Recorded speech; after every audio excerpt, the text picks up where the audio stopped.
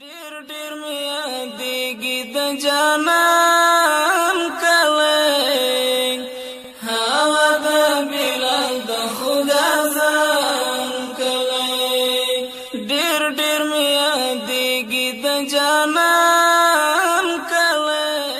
د ژوند لار زموږ د نن ورځې د خپرونې موضوع بیا هم د ګناهونو نښې او د هغې علاج.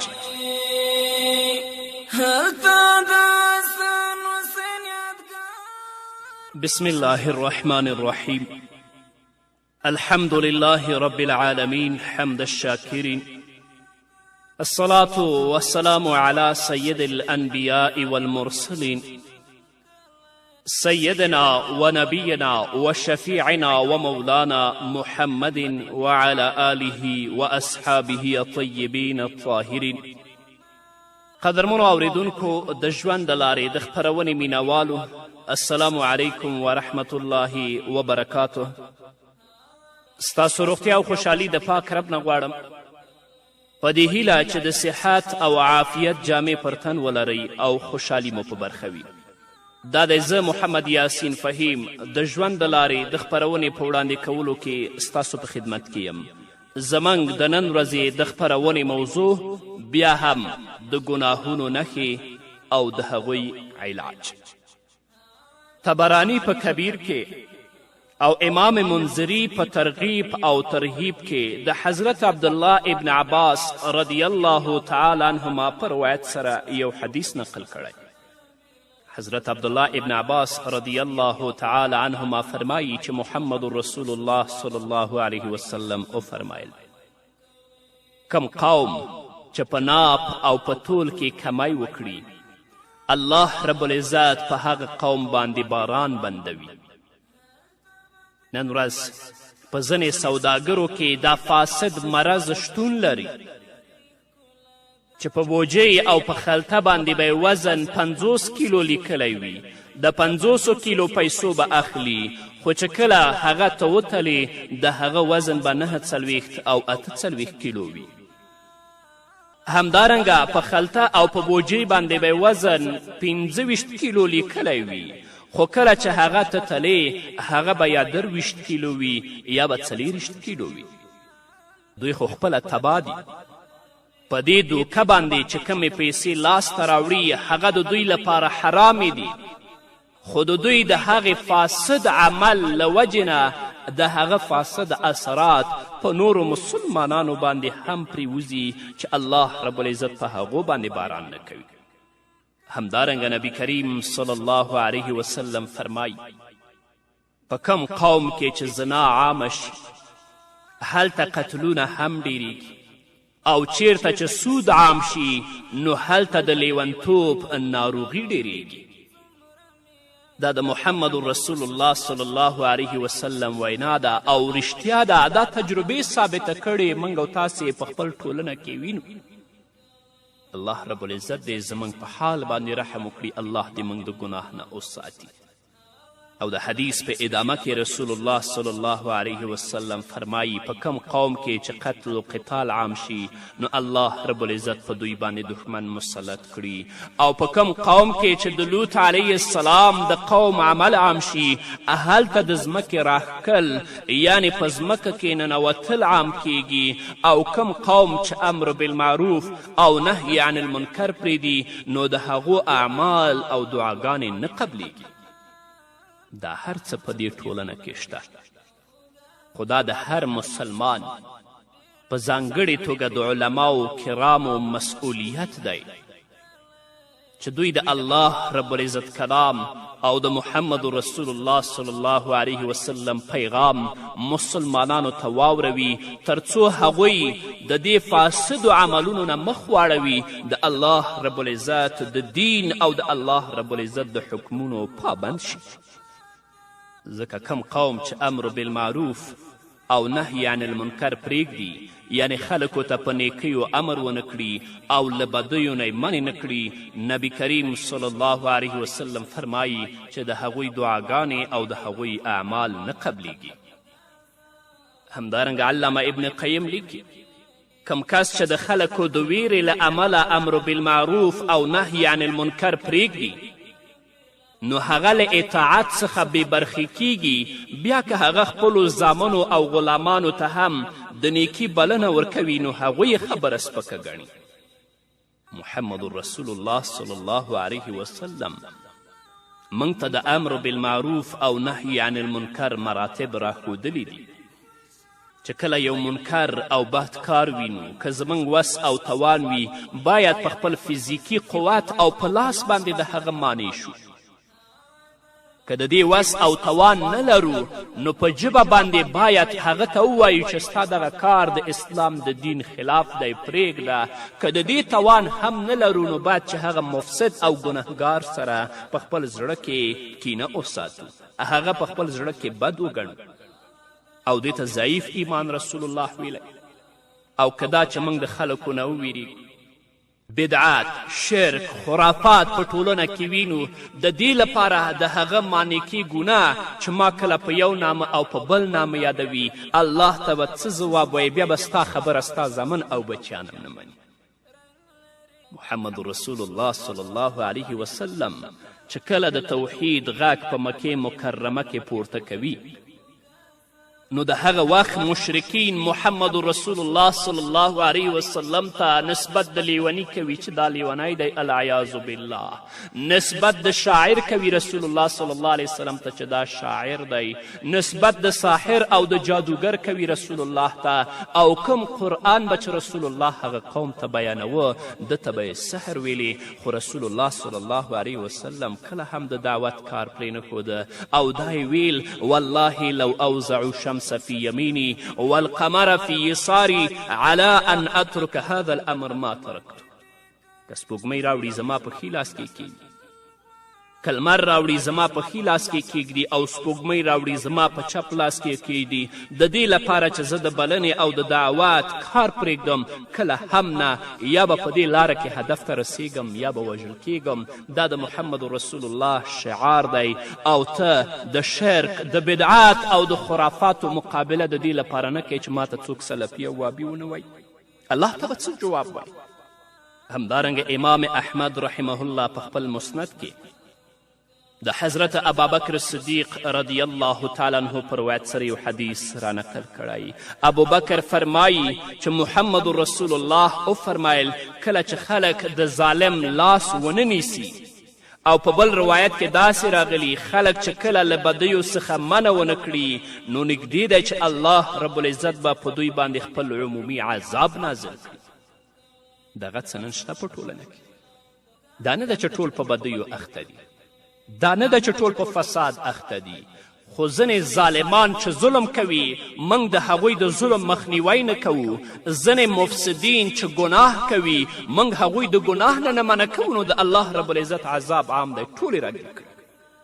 همدارنګه طبراني په اوسط کې د حضرت ابو هریره رضی الله تعالی عنه په روایت سره یو حدیث را نقل کړی.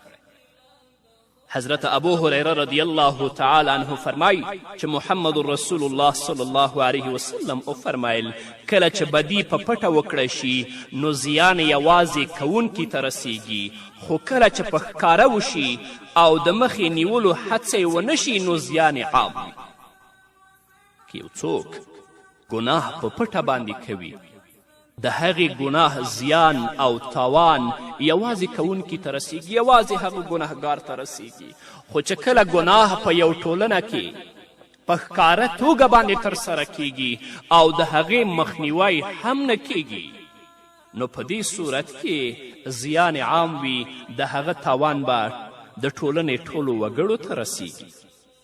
څه حال دی نن په دې ټولنه کې؟ کم فساد نه دی چې نه ترسره کیږي. الله رب العزت دې زموږ په حال باندې رحم وکړي. الله رب العزت دې موږ ته د نیکو اعمالو توفیق راکړي. همدارنګه امیر المؤمنین حضرت عمر فاروق رضی الله تعالی عنه فرمایي ډیر ژر به یو آباد کلی ونړول شي. امیر المؤمنین نه پوښتنه وشوه څنګه او کله به د آباد کلی وران شي؟ امیر المؤمنین ورته په ځواب کې وفرمایل کله چې فاجر خلک په نیکو خلکو غالب شي او کله چې د قبیلو سرداران منافق او فاسد خلک شي. دغه حال دی. د یو فاسق د یو بېدینه قدر او عزت د یو مسلمان نه ډیر زیات کیدلی شي. یو سندرغاړی یو ډم چې کله یو سټیج ته پورته کیږي یا د یو ځای نه راځي په زرګونو خلک ورته روان وي او په زرګونو خلک ورته ناست وي. خو کله چې یو عالم د الله دین او د محمد رسول الله حدیث بیانوي بیا به ډیر کم خلک تر سترګو کیږي. او فاسق خلک خو د قبیلو سرداران شوي دي، د خپل د کلي کور ملکان وګورئ چې څنګه د الله د دین پابند دي که نه دي. همدارنګه امام احمد رحمه الله په خپل مسند کې د جریر بن عبدالله په روایت سره یو حدیث را نقل کړی. هغه فرمایي چې نبی کریم صلی الله علیه وسلم وفرمایل کله چې په یو قوم کې ګناوې ترسره کیږي او د هغه قوم نیک خلک له بدو څخه زیات وي خو له بدیو څخه منع نه کوي، نو الله رب العزت به پرې خپل عمومي عذاب نازل کړي. دا خو د یوې ټولنې او د قوم خبره ده. حتی که په یوې کورنۍ کې یو مفسد او یو ګنهګار انسان وي، د هغه مور او د هغه پلار، د هغه ورونه او د کورنۍ مشران د هغه د فساد او د ګناه مخه نه نیسي، نو چې د الله رب العزت عذاب او مصیبت راځي هغه به په ټولې کورنۍ باندې راځي. نو امر بالمعروف او نهی عن المنکر دا دنده او وظیفه د هر عالم ده چې هغه په نیکیو باندې امر وکړي او له بدیو څخه خلک منع کړي. خو د دې ترڅنګ چې خلک د الله دین ته رابلي، له ګناهونو نه مخنیوی کوي، له هغو نه به مخکې دا د الله رب العزت د حکمونو، د الله د اوامرو او د محمد رسول الله د سنتو پابند وي. د بخاري حدیث دی. راوی د حدیث اسامه بن زید رضی الله تعالی عنه دی. هغه فرمایي چې محمد رسول الله صلی الله علیه وسلم وفرمایل د قیامت په ورځ به یو کس راوړل شي او په اور کې به واچول شي چې له عمله به د هغه کلمې د باندې راووځي، هغه به په اور کې داسې راګرځي د خپل کلمو شاوخوا لکه خر چې له ژرندې ګرځي. دوزخیان به د ده خواته راشي او له ده نه به پوښتنه وکړي ای فلانکیه په تا څه وشول؟ آیا تا به موږ ته د نیکي کولو حکم نه کوه او له بدیو څخه به دې نه منع کولو؟ هغه به په ځواب کې ورته وفرمایي بلا انی کنت آمرکم بالمعروف ولا آتیه وانهاکم عن المنکر و آتیه. ولې نه؟ ما خو به تاسو ته د نیکي کولو حکم کوه مګر په خپله مې نه کوله، او تاسو به مې له بدۍ څخه منع کولی مګر ځان مې ترې نه ساته. نو ځکه الله رب العزت په دې ورځ کې زه په داسې عذاب باندې گرفتاره کړم. هغه څوک چې تاسو د الله دین ته رابلي، د الله کلام او د محمد رسول الله احادیث درته بیانوي، تاسو وګورئ چې د هغه خپل عمل څنګه دی، یا هغه چا سره چې تاسو لاسنیوی کوئ. تاسو وګورئ چې هغه د الله په کلام باندې، د محمد رسول الله صلی الله علیه وسلم په حدیثو باندې عالم دی که نه دی، او د دې ترڅنګ د الله په کلام او د محمد رسول الله په حدیثو باندې عمل کوي که نه کوي. د رسول الله صلی الله علیه وسلم د سنتو به پابند نه وي. په نشهیي توکو به روږدی وي، هغه ته به موږ پیر وایو، د هغه نه به لاسنیوی کوو. او کله چې په زیارتو کې هم راټولیږي هلته به بیا چرسي، ډولکی به وي او رباب به وي. دا خلک به د آخرت په ورځ الله رب العزت د خپل په حضور کې دروي. دا ځکه دا کارونه کوي چې کله دوی ګناه وکړي نو د دوی په زړه باندې تور ټکی لګیږي، چې کله په زړه باندې تور ټکی ولګېده چې بله ګناه کوي بل تور ټکی لګیږي، بالاخره ټول زړه تور شي، نو هغه د حق او د باطل درک او تفکیک بیا نشي کولی. ناراضی د الله رب العزت کلام ته رجوع وکړئ، قرآن واورئ. د محمد رسول الله صلی الله علیه وسلم احادیثو ته رجوع وکړئ، د محمد رسول الله پیغام واورئ چې الله تاسو ته او محمد رسول الله تاسو ته څه پیغام لري او تاسو په کومه لار باندې روان یاستئ. خپلو ګناهونو نه توبه وکړئ، د خپلو ګناهونو علاج په توبې او په تقوا سره وکړئ تر څو رب العزت زموږ نه راضي شي. په همدې هیله درنو اوریدونکو نور به م واورو خو د یوې دمې نه وروسته. هغه د بلال د خدا ځان کوي، ډېر مې یادېږي د جانان کلی. هغه د بلال د خدا ځان کوي، ډېر مې یادېږي د جانان کلی. هغه د بلال د خدا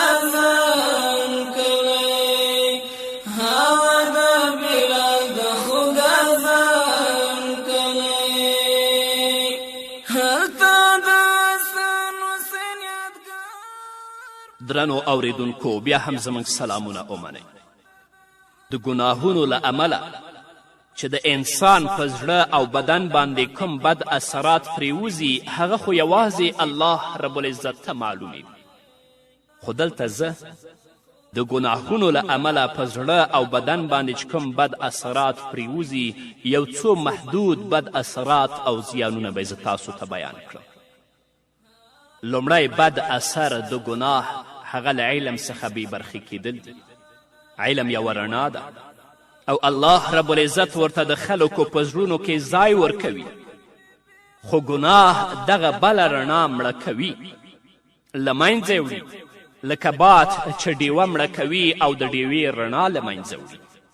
امام شافعي رحمه الله چې کله د امام مالک رحمه الله خواته د زده کړې لپاره لاړ، نو امام مالک رحمه الله د ذهانت او پوهې په لیدلو سره وویل انی اری الله قد القى على قلبك نورا فلا تطفئه بظلمة المعصیه. زه ګورم چې الله رب العزت تا ته یو نور در بخلی دی، نو ته د ګناه په کولو سره د نور دغه بله شمه مه مړه کوه. هر طالب چې په هرې حجره کې دی، هر طالب چې په هرې مدرسه کې دی، دینی زده کړې کوي، که هغوی د الله د حکمونو او د محمد رسول الله د سنتو پابند شي، تقوا اختیار کړي، له ګناهونو نه ځان وساتي، الله رب العزت به علم ته چې هغه بله رڼا ده د دوی په زړونو کې ځای ورکړي. او که خدای مکړه دوی د الله د حکمونو د اوامرو پابند نه ول، د رسول الله د ارشاداتو او د سنت پابند نه ول، دا بیا بله رڼا د دوی په زړونو کې ځای نه نیسي. دویم، ګناه انسان له رزق څخه بې برخې کوي. رسول الله صلی الله علیه وسلم فرمای انسان د خپلې ګناه له امله رزق څخه بې برخې کیږي، لکه څنګه چې د تقوا په سبب انسان د رزق پراخي سره مخ کیږي.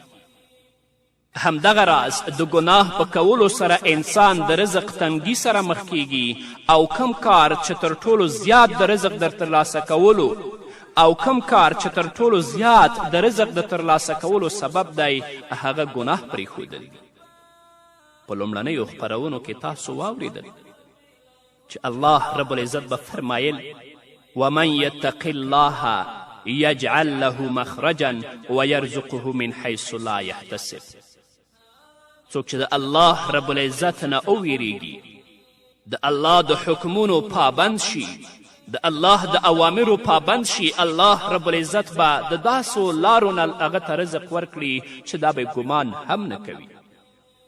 خو د دې تر څنګ کې یو سړی د الله رب العزت د حکمونو نه سرغړونه کوي، د الله د اوامرو پابند نه دی، د محمد رسول الله صلی الله علیه وسلم د ارشاداتو او د لارښوونو پابند نه دی، الله رب العزت به په هغه باندې د رزق تنګي راولي.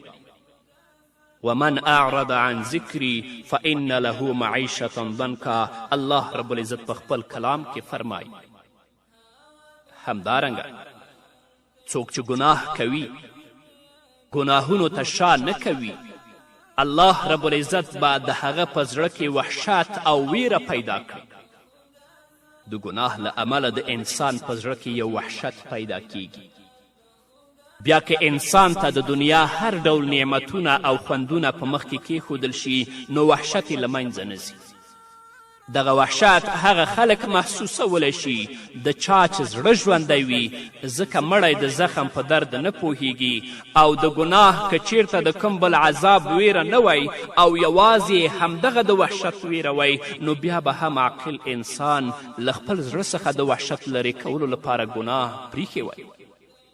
یو ځوان ورځي یو عالم ته وایي زما په زړه کې وحشت ډیر ځای نیولی، زما په زړه کې ویر ډیر زیات ځای نیولی، زه څه وکړم؟ هغه عالم ورته وایي کله چې د ګناهونو له امله ستا په زړه کې وحشت ځای نیولی نو ته د همدغو ګناهونو پرېښودلو له امله له خپل زړه څخه وحشت او ویره لرې کولی شي او سکون ترلاسه کولی شي. ډیری داسې ځوانان شته چې هغوی د زړه سکون او اطمینان نه لري. د هغوی په زړونو کې وحشت او ویرې ځای نیولی، آرام او قرار نه لري.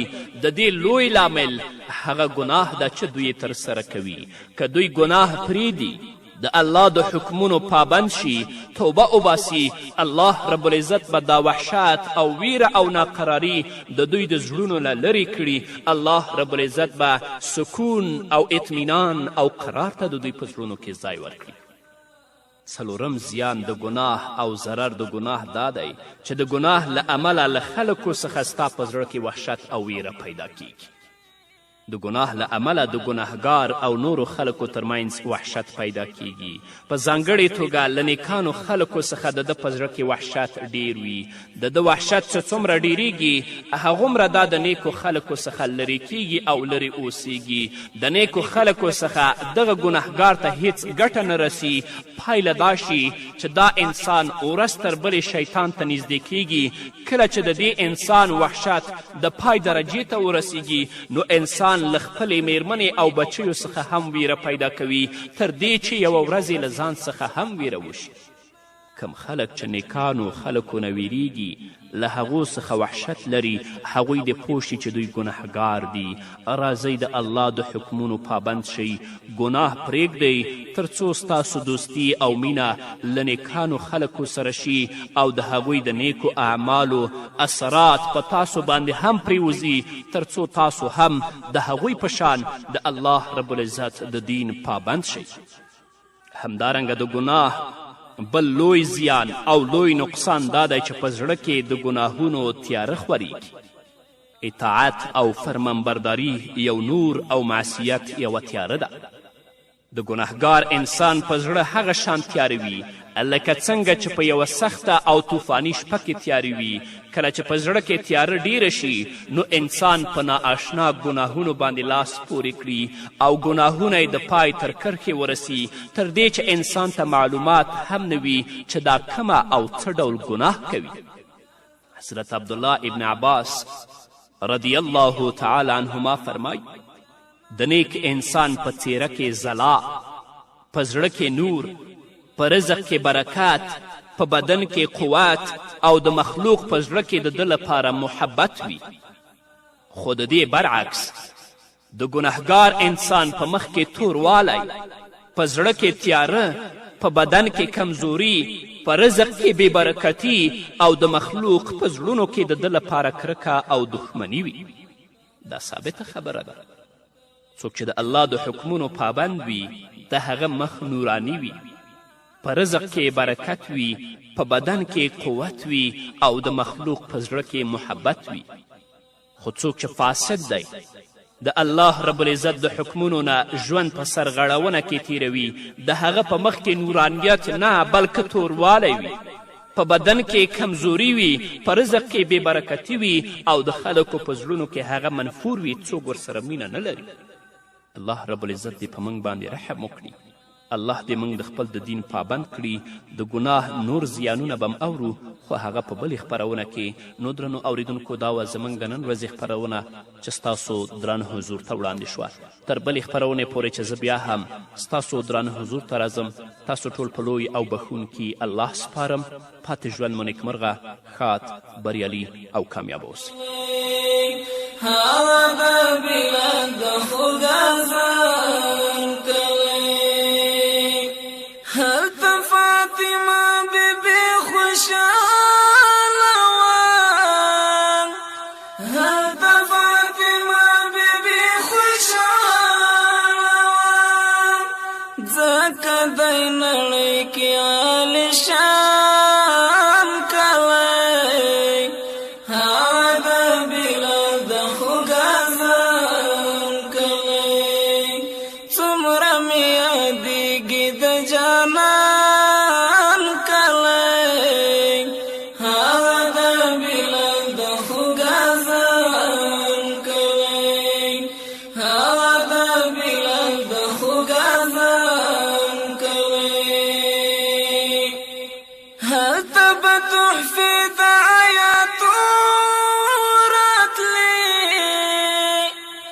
هلته به تحفې د آیاتو راتلې رنګ لري ښکلا د سپین قرآن کلی هغه د بلال د خدا ځان کلی ډېر ډېر مې یادېږي د جانان کلی هغه د بلال د خدا ځان کلی ډېر ډېر مې یادېږي د جانان کلی هغه د بلال د خدا ځان کلی هغه د بلال د خدا ځان کلی احمد دې کلی ته ورتلل غواړم